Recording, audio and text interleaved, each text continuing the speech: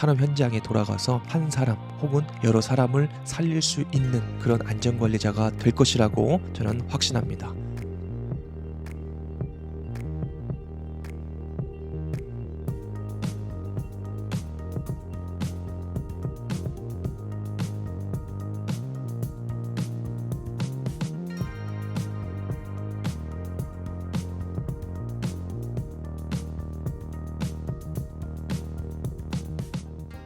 여러분 반갑습니다. LFE 제 예방연구소의 이상원 소장입니다. 오늘은 또 산업 현장 투어, 산업 현장에 가봅시다. 이 컨텐츠를 준비를 해봤습니다. 지난 컨텐츠 여러분 잘 보고 계시죠? 제가 누누이 말씀드리지만은 이 컨텐츠나 제가 하고 있는 그런 목표는 뭐냐면 구독자 수나 조회수가 아니라는 거 여러분들도 다들 아시죠? 사실 제 채널 같은 경우에는 어떻게 보면 전문성이 있어야 되잖아요. 그렇죠? 일반 사람들이 자주 즐겨보는 예능이나 어떤 개그 프로그램 그리고 뭐 노래라든지 아니면 여행 아니면 테크 뭐 이런 것들은 조금만 신경만 쓰더라도 구독자나 조회수도 굉장히 많이 올라오는데 제가 하는 것은 뭐 산업 안전 특화된 컨텐츠이기 때문에 사실 구독자 수도 프로 뭐 시간이 지남에 따라서 당연히 늘어나겠지만은 눈에 띄게 증가 추세는 보이지 않는다. 이렇게 보시면 돼요. 그리고 제가 생각하는 것은 구독자 한 사람 한 사람이 늘어날 때마다 뭐 따로 알림이 오는 것은 아니지만 제가 한 번씩 볼 때마다 되게 감사하다는 생각들을 많이 합니다. 누군지는 모르지만 참고로 이 구독자가 누군지 또 누가 뭐 좋아요 뭐 이런 것들을 눌렀는지 개인정보 때문에 나오진 않습니다. 제가 체크를 할 수가 없어요. 단순히 80명인데 81명이 됐다. 이것만 카운팅 되기 때문에 여러분들 안심하셔도 됩니다. 한 사람 두 사람이 이제 구독하는 사람들 그리고 좋아요 그리고 댓글 남기시는 분들이 있을 때마다 굉장히 그 한 사람 한 사람에 많은 신경을 쓰게 돼요. 그래서 예를 들어서 열심히 일하다가 저녁에 이제 유튜브 영상을 한번 제가 확인하러 들어가면 구독자 수가 2명이 늘어났다든지 1명이 늘어났다든지 그러면 굉장히 그날은 기분이 좋아요. 열심히 한 보람이 있구나라고 생각이 되고 어떤 목적으로 제 영상을 찾아와 주시는지 모르겠지만은 아무튼 다 소중하신 분들이고 그리고 예비 안전관리자분이 됐든 아니면은 현장에 안전 관련된 일을 하시는 분들이겠죠. 아무튼 그런 분들에게 참 감사하다는 말씀을 드리고 우리가 하고 있는 일은 정말 중요한 일이고 생명을 살리는 그런 일이다라고 여러분들의 마인드에 인지시켰으면 좋겠습니다. 저도 처음에 그 산업 현장에 안전관리자로 일할 때는 그런 마인드 자체가 없었어요. 그때는 그냥 뭐 이게 뭔지도 모르고 그냥 자격증 취득해서 갈 수 있는 길이 이거밖에 없잖아요. 그래서 이제 이 일을 시작한 것뿐인데 하다 보니까 이제 즐기게 되다 보니까 이제 금전적인 문제가 아니고 이제 사명으로 전환되는 그 시기가 오더라고요. 그래서 그 시기까지 물론 10년이라는 긴 시간이 걸렸지만은 그 순간순간이 즐거웠습니다. 어려운 난제들도 많았고 사업장 담당자나 이런 이해관계 때문에 힘들어한 적도 많이 있었지만은 그럼에도 불구하고 내가 하고 있는 일의 어떤 즐거움, 자부심을 느낄 때 굉장히 힘들지 않고 즐겁다. 그리고 계속 하고 싶다. 그런 생각이 듭니다. 그래서 저도 이 유튜브 영상은 굉장히 많은 시간과 노력이 들어가요. 어떻게 보면은 제 본업보다 더 힘들 때가 많아요. 왜냐면은 이게 수익이 나는 그런 컨텐츠가 아니기 때문에 제가 이거를 외부 크리에이터한테 일정한 페이를 지불하고 동영상을 뭐 편집하고 운영 관리해줘. 그렇게 하면은 당연히 저는 편하겠죠. 그렇지만 그에 대한 비용이 또 지출이 되기 때문에 제가 그렇게 할 수 있는 상황은 아니잖아요. 그래서 이걸 제가 직접 A부터 Z까지 제가 다 촬영하고 편집하고 업로드까지 합니다. 그래서 길이 있어요. 여러분들이 찾고자 하면 반드시 길이 있다. 그렇게 생각합니다. 제가 뭐 이 영상 편집을 평생 해봤겠어요? 이 녹음을 한번 해봤겠어요? 그렇죠? 이 마이크가 어떤지 또 편집은 어떤 프로그램을 써야 되고 썸네일은 어떤 그림을 써야 되고 이런 것들 전혀 해본 적이 없거든요. 전혀 문외한이죠. 왜냐면은 전 공대를 나왔고 뭐 그림이나 예술 쪽 디자인 쪽에는 책 한 권도 읽어본 적이 없거든요. 관심이 전혀 없었기 때문에 그런데 그런 과정에서도 마음에 내가 원하는 것들이 생겼을 때 그것들 주저하지 않고 도전했을 때 길이 반드시 보인다. 물론 그 길을 가는 과정에는 빛이 안 보이는 터널도 있고 그 다음에 고립된 것 같은 어려운 상황에 처할 수도 있지만은 묵묵히 조금씩 스텝 바이 스텝으로 가다 보면 반드시 정상에 오를 수밖에 없는 게 인생이다. 저는 그렇게 생각을 합니다. 그리고 만약에 난 소질이 안 맞거나 나에게는 정말 힘이 든다, 어렵다, 불가능하다 그럴 경우에는 위탁을 하면 돼요. 그렇죠? 우리보다 더 잘 이 분야에서 잘 알고 있는 전문가라는 사람들이 질비해 있잖아요. 그 사람들에게 위임을 하거나 그리고 일정한 페이를 지불하면 되는 거잖아요. 정 안 될 경우에는. 그런 식으로 생각을 하다 보면은 내가 일단 부딪혀 보고 최선을 다해 보되 안 되는 것은 안 되는 거잖아요. 그렇죠? 만약에 제가 축구를 열심히 해가지고 손흥민처럼 되겠다고 생각을 해보세요. 아무리 열심히 해도 손흥민처럼 될 수는 없잖아요. 그렇죠? 열심히 해서 되는 건 아니잖아요. 솔직히. 그렇죠?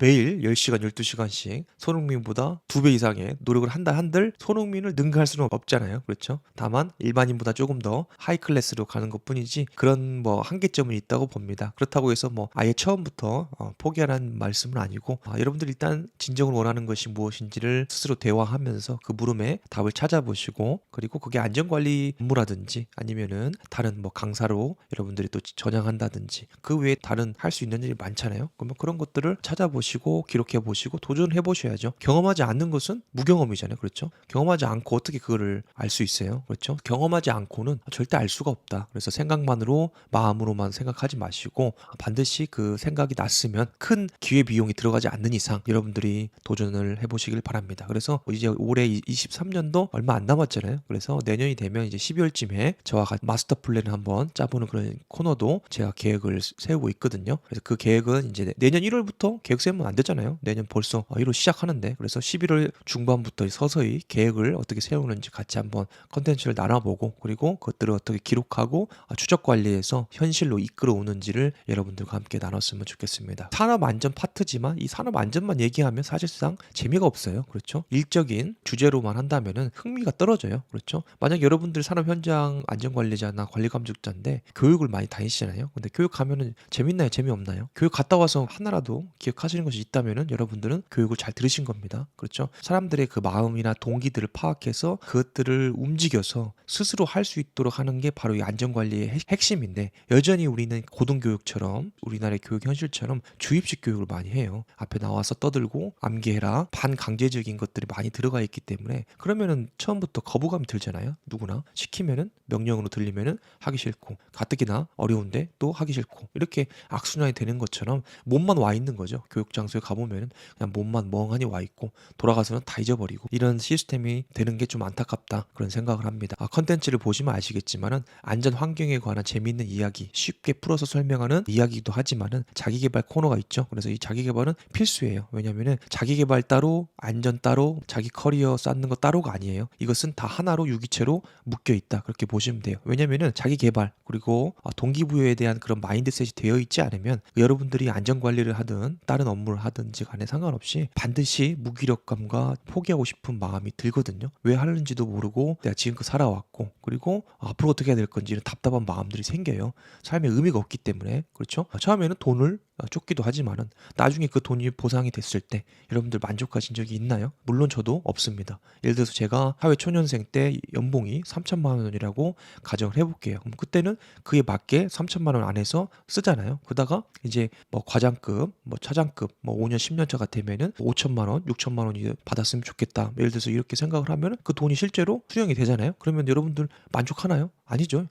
끝도 없죠. 나중에는 뭐 1억 받고 싶고 나중에는 이 회사의 어떤 경영을 하고 싶고 그다음에 어떤 자기 권리를 주장하다가 다투기도 하고 이런 문제들이 계속해서 반복되잖아요. 인간이라고 하면요. 그렇죠? 이런 것들을 겪는 것은 필수예요. 그렇죠? 우리 살다 보면은 무조건 겪게 되는데 이런 것들을 과연 여러분들 어떻게 해석하고 그것들을 올바르게 헤쳐나갈 것인가에 대한 그런 답이 어디 있느냐? 자기 개발, 동기부여 이 코너에 있다고 보시면 돼요. 모든 문제는 내 안에서 시작되고 그리고 내 안에서부터 해결된다. 그렇게 여러분들이 마인드에 심었으면 좋겠습니다. 여러분들이 오늘 심고 있는 이 생각들, 보고 있는 것들, 시각적으로, 청각적으로 들어오는 모든 것들이 바로 여러분을 결정한다 라고 여러분들이 생각하셨으면 좋겠습니다. 제가 추후에 이 생각이라는 아주 그 심오한 과학적 근거로 밝혀진 이 생각을 컨트롤하는 힘, 생각으로 현실 세계를 이끄는 힘에 대해서 컨텐츠를 올릴 텐데 여러분들 꼭 시청하시고 그리고 여러분들의 삶을, 우리의 삶을 한 단계 더 도약하는 그런 발판이 되었으면 좋겠습니다.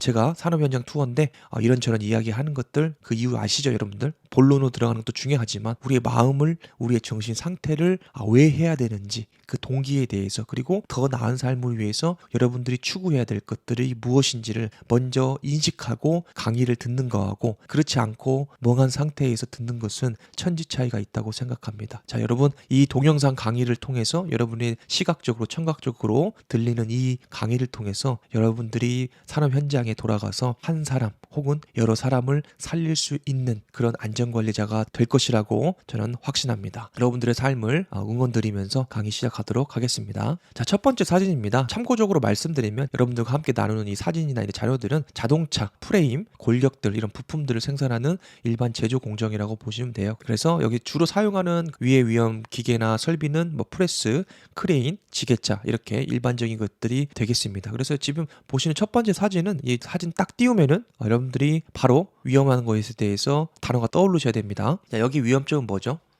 추락이죠, 추락. 그렇죠. 여기 보시면은 프레스가 이제 있는데 이게 지금 앞에 보시는 것처럼 이게 400T라고 쓰여 있잖아요. 보통 여기 이제 프레스 전면에 이 외함에 숫자가 써 있는데 중간 부분에 보통은 이제 400, 뭐 500 이렇게 써 있는 것은 용량이라고 보시면 돼요. 이 프레스에 400톤이다라고 여러분들이 보시면 됩니다. 그래서 여기 보시면 밑에 사다리가 있는데 프레스가 굉장히 위험하잖아요. 그래서 프레스 같은 경우에는 유지 보수가 빈번해요. 안에 보면 이제 몰딩이라고 하는데 말 그대로 이제 프레임이나 이런 작은 부품들을 찍어내는 거죠. 쉽게 설명하면 이 몰딩이라는 것은 붕어빵 기계라고 생각하시면 됩니다. 이제 곧 붕어빵이 나오는데 붕어빵 맛있게 사드시고 생각을 한번 해보세요. 그래서 이 안에 그 붕어빵을 찍어내는 것처럼 자동차 프레임이나 부품들을 찍어내는 몰딩이 있다. 그래서 여기 금형이라고 하는데 이 금형 같은 경우에는 찍어내면 이게 오래되다 보면 이 눌러붙어요. 금형이 이 안에 몰딩에 붙어서 나오지 않는 경우도 있고, 그리고 스크래치나 이렇게 불량품들이 자주 나오는데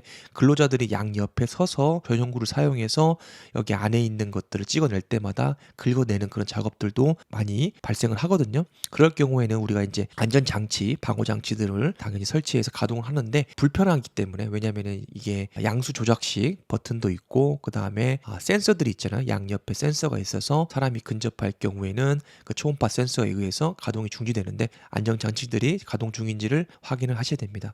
많은 사업장 같은 경우에는 안전장치를 해제하고 작업을 하신다. 왜냐면은 작업의 편리성 때문에 그렇게 하시는데 그것들을 체크를 해주셔야 됩니다. 그리고 여기는 지금 사다리인데 이게 유지보수가 굉장히 빈번하게 일어나요. 근데 여기 보시면은 한눈에 봐도 위태롭게 보이죠. 그래서 이거 같은 경우에는 사다리를 이렇게 놓고 자리를 비우셨는데 유지보수, 정비보수 작업 같은 경우에는 안전작업 허가서라는 게 있습니다. 그걸 발급을 받으셔서 한눈에 보이시는 장소에 게시를 해야 되고, 그리고 이 고소작업, 특히 사다리 지상으로부터 2m 이상 올라가는 작업 같은 경우에는 고소작업이라고 해서 위험작업으로 분류가 됩니다. 그래서 추락에 의한 사망사고들이 빈번하기 때문에 안전작업 허가서를 발행을 하시고 안전조치, 안전대라든지 안전모, 그리고 밑에서 작업자가 올라가는 것을 잡아주는, 지지하는 그런 관리 감독자들의 역할들이 매우 중요하다고 볼 수가 있겠습니다. 지금 보고 계시는 사진은 앞서 보여드렸던 그 사진 있잖아요. 거기 하단 부위의 확대 사진이에요. 그래서 여기 보시면은 여러분들 위험점 찾을 수 있겠죠. 자, 여기는 그 프레스 공정인데 이렇게 놨잖아요. 근데 실제로 여기 밑에 발판을 보시면은 굉장히 미끄러워요. 굉장히 이게 오일이 프레스 유압 작동류 같은 것들이 빈번하게 새거든요. 그렇기 때문에 이 작업 현장이 제가 안전화를 신고 갔는데도 불구하고 정말 미끄럽습니다. 그런데 그 상태에서 이 사다리를 이동식, 그리고 사람도 없는 사다리를 이렇게 세워놓고 작업을 하고 만약에 혼자 작업을 해서 올라간다면은 굉장히 위험한 작업이 될 수가 있겠습니다. 이 고무 패킹이 있지만은 이게 힘이 있겠습니까? 근로자가 밟고 올라간다면은 밀리겠죠. 더군다나 여기는 다 오일이 새서 굉장히 미끄러운 공정인데 이 상태에서 작업을 한다는 것은 사실상 정말 큰 사고를 야기할 수 있다라고 보시면 되겠습니다. 다음 사진은 그 소화기, 여러분 보이시죠? 여기 이제 보시면은 그 소화기를 이렇게, 여기서 이제 관리적인 포인트는 두 가지라고 저는 생각을 하는데요. 소화기가 굳이 이렇게 5개가 한꺼번에 모아서 보관할 필요가 없겠죠. 그렇죠? 소화기는 뭐 10m 이상, 법에 따라서 뭐 20m 이상씩 하나씩 군데군데 두는 건데 굳이 여기 5개를 또 창고 같은 그런 앞에다 둘 필요는 없다라고 보시면 되고, 소화기를 바로 즉시에 사용할 수 있어야 되는데 이 앞에 보관함이 있어요. 이동 대차가 막아놓은 상태인데 이러면은 이 소화기를 바로 쓸 수가 없죠. 그렇죠? 소화기라는 것은 꺼낼 수 있어야 되는데 이 경우에는 뭐 지게차 와가지고 이 이동 대차를 바깥으로 치워놓고 이 소화기를 또 꺼내야 되기 때문에 사실상 이것은 소화기가 있는 의미가 없다라고 보시면 되고, 일단은 해결 방법은 요걸 다 치워놔야죠.